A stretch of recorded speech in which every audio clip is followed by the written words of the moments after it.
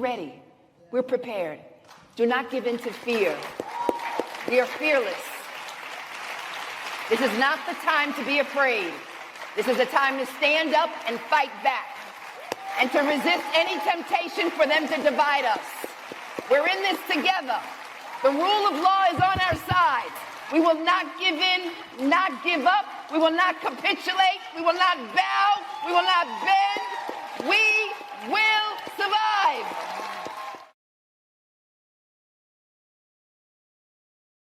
And I've been waiting for this day. You know, I've been saying people should not be able to just talk about us unchecked. And that means we shouldn't be talking crazy to each other, right? Which is why I've been very vociferous around the N-word use. But Patti LuPone, Broadway diva extraordinaire, she of many Tonys, not quite 30 Tonys, she's got a bunch of Tonys, had some things to say in an interview. Now, she's always been cheeky. We've praised her on this show for, you know, during her show, people with their phones on, she'll stop in the middle of the show and cuss folk out. She's very cheeky, very, tells it like it is. Well, she has some things to say about a sister that is on Broadway. He also has a couple of Tonys, and it was unnecessary what she had to say. And then somehow Audra McDonald, who's on Broadway right now, who I can't wait to watch in the Gilded Age, which is coming back out later on this month, TV series about a period of time in this country's history, caught a stray in this article. Again, Patti LuPone, you know, a lot of people like her because of her brashness. She's told Donald Trump to F off. You know, she's on the right side as it relates to politics most of the time. But what you're not going to do is talk greasy about Black women, not in this time. Yeah, keep that. And it's not censorship. It was unnecessary, Patti LuPone. Well, she found out. And then she tried to double down on it, but there was an open letter. I think I got to get my glasses out for this one. It's an open letter. I think damn near 1,000 Broadway folks signed it after Patti LuPone did this interview. And, just sideways comments about the loudness of just those microaggressive ways in which Black women are talked about. And it may have been an unforced error on her part.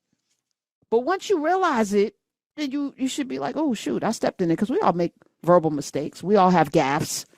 But if you ain't mean to do it, sometimes you can step on somebody's foot and not know that their foot is under your foot, because you spent your whole life kind of being this, crazy talking person.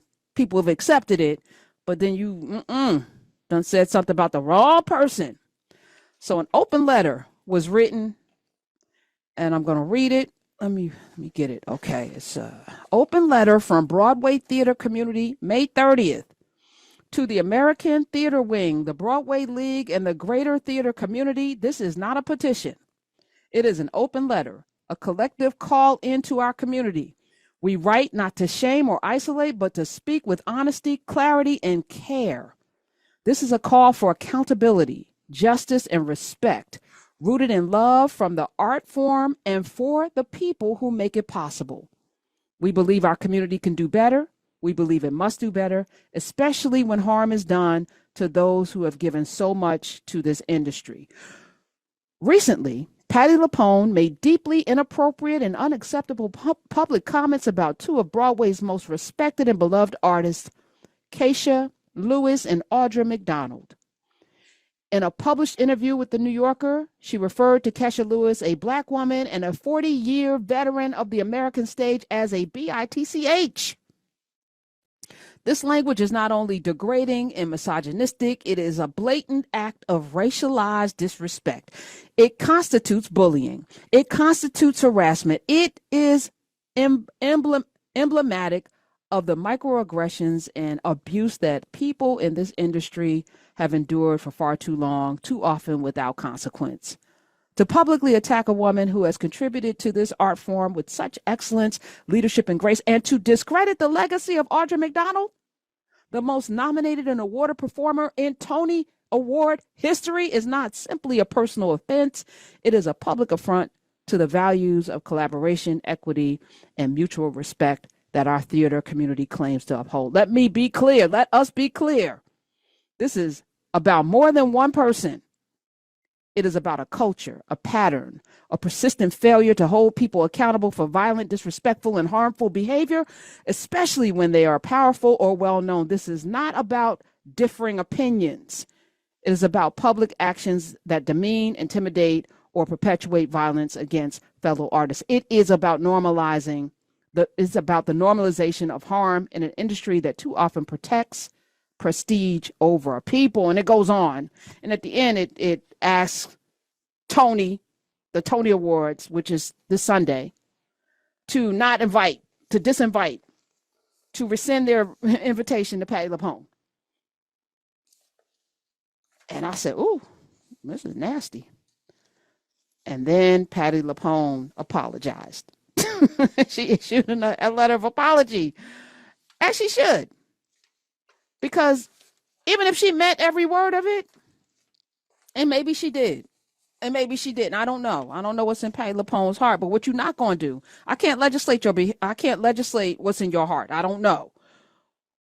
But your behavior, and I say all this to say, you teach people how to treat you by what you accept from them. And collectively, again, deep lines need to be drawn, particularly in these times, in the sand, so that we know who's who. And there can't be any, not even one, not even a smidge, not a scintilla of microaggression or disrespect coming our way. Not that we ever deserved it, but now particularly, this ain't the time. And so kudos to the people that penned this letter. And Patti LuPone has apologized. She was getting roasted this weekend on everywhere. I don't even know how she was able to lift her head up to write that apology. I don't know if she wrote it. Doesn't matter. She did apologize. But I think, moving forward, what this does is it makes people think twice before they open their mouths to say something. And that's the way it should be. There's no reason for her to cast aspersions against these colleagues, these two women. No reason at all.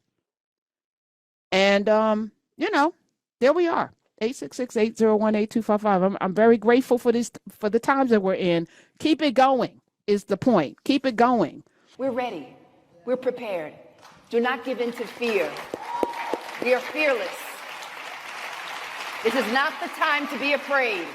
This is a time to stand up and fight back and to resist any temptation for them to divide us. We're in this together.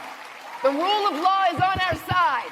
We will not give in, not give up. We will not capitulate. We will not bow. We will not bend.